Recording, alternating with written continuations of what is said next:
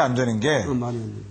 이 유럽이나 미국은 물론 아니지만 유럽 같은 경우에 현재 사회주의 국가는 하나도 없거든요. 근데 그런 나라에서는 공립병원이 88, 90%고 의료 보장률이 뭐 거기도 8, 90%입니다. 왜 이제 아까 OECD 평균이 75%, 73%가 되냐면 미국이 깎아먹어서 이제 그렇게 된 겁니다. 그래서 그 나라가 전혀 사회주의 국가가 아님에도 불구하고 기본적인 의료나 교육 이런 부분은 이건 정부가 또는 사회가 알아서 해준다라고 하는 거를 이제 지키고 있는데 뭐 신자유주의 뭐 이런 쪽에서는 이것도 안 된다라고 얘기를 하고 있으니 이제 정말 문제죠. 이거는 그러니까 무슨 사회주의 체제라든가 이런 거랑 관련이 없는 어떠한 국민의 좀 보편적인 윤리 기준에 의한 복지 문제지 이거는. 예, 그렇죠. 이것이 예. 무슨 사회주의 체제다 이렇게 우리가 보면 안 되는 거고.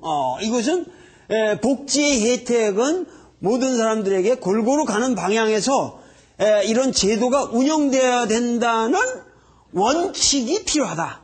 그래야 자본주의적인 경쟁에 이렇게 자유롭게 우리가 경쟁을 해도 그 탄탄한 어떠한 그 베이스가 마련된다 이런 얘기겠죠? 뭐 우리나라 헌법 정신이기도 하죠.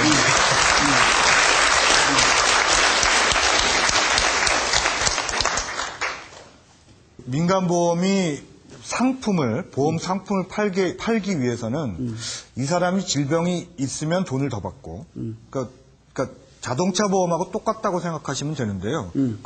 국민건강보험공단에서 건강보험이 당신은 고혈압 있으니까 돈 더 내라라든가 당뇨병 있으니까 돈 더 내라라고 하지 않지 않습니까? 그렇지만 자동차 보험 같은 경우에는 사고 많이 냈으니까 돈을 더 내라고 한다든지 또는 젊으니까 사고 많이 낼 가능성이 높으니까 돈을 더 내라고 한다든지 이런 식으로 하기 때문에 민간보험도 똑같이 상품이라서 이 사람의 개인적인 질병 정보를 알아야 이 사람한테 돈을 더 받는다든지 또는 정말로 큰 병을 일으킬 이제 큰 사고를 칠 만한 사람이면 아예 안 받아주기 위해서 그 개인 질병 정보가 필요한데 이것을 모두 갖고 있는 것은 사실은 건강보험에서 가지고 있거든요. 이것은 그 개인이 병원에 가면 국가에서 이 돈을 대주기 때문에 할 수 없이 가질 수밖에 없는 그런 정보가 건강보험공단에 이렇게 모여 있거든요. 이거를 탐을 내고 있습니다. 그래서 이 개인 질병 정보를 민간보험회사에서 달라라고 얘기를 하고 있습니다. 이거를 법제화하려고 하고 현재 한국의 재경부 이쪽에서도 이것이 맞다 이런 식으로 주장을 하고 있습니다. 정말 큰 문제죠. 이거는 그러니까 국민이 어떻게 그 질병에 관한 것은 그건 정말 사적인 문제인데 그 사적인 문제를 전부 공적으로 공개시킨다면은 여기에서 오는 사회적 파장이라는 건 뭐 엄청날 텐데. 그거는 뭐 상상하기 어려운 문제.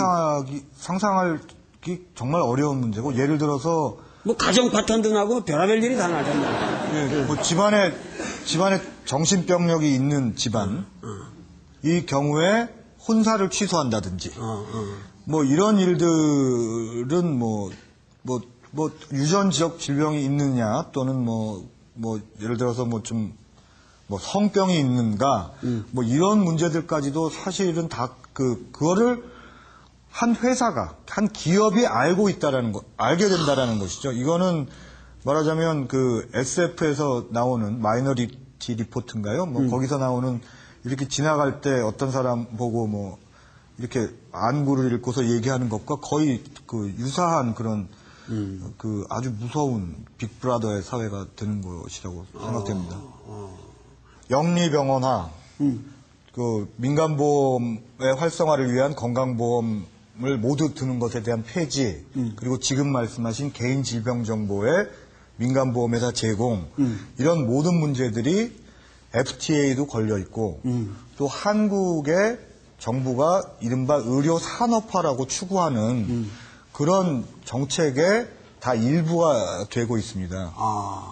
의료 뭐 산업 그 현대화 무슨 의료산업 선진화 의료산업 선진화 위원회라는 게 대통령 직속으로 돼 있다며요. 예. 근데 거기에 예를 들면 그 황우석 씨라든가 노성일 씨 같은 사람이 들어가 있어가지고 그걸 갖다가 여태까지 그런 자기들의 어떠한 그 줄기세포 이런 연구와 더불어서 이런 어떠한 이런 맞습니다. 지금 거를 굉장히 그 지원해 왔다는 건데 왜 그렇게 그런 사람들이 난 그런 데 들어가서 의사도 아닌 사람들이 그렇게 의료제도에 그렇게 그런 거를 휘저어야 되는지 난 잘 이해가 안 가는데.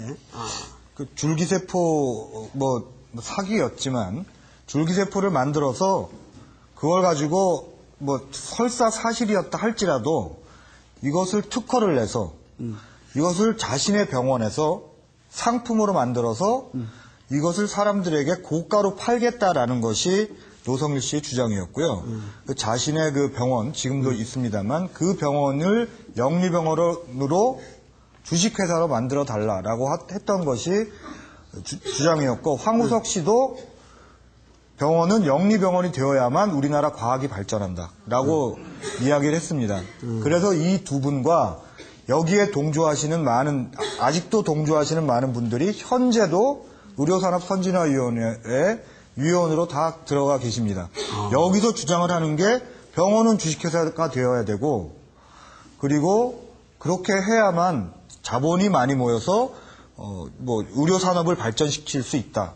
이렇게 지금도 주장을 하고 계시죠. 의료 같은 게 이런 문제가 있거든요. 얘들도 이제 그 논술 문제랑 관련지어서 예를 들면 미셸 푸코 같은 사람들의 근대 사상가가 있거든. 미셸 푸코라고 아주 프랑스의 그 유명한 그 사상가인데 그 아버지가 의사고 그래서 의료 문제에 대해서 깊은 관심을 가지고 의료 문제를 그 파고 들어간 그 아주 훌륭한 학자인데 그 사람의 그 유명한 책 중에 아주 초기 저작이지만은 그 유명한 책의 광기의 역사라는 그 유명한 책이 있어요.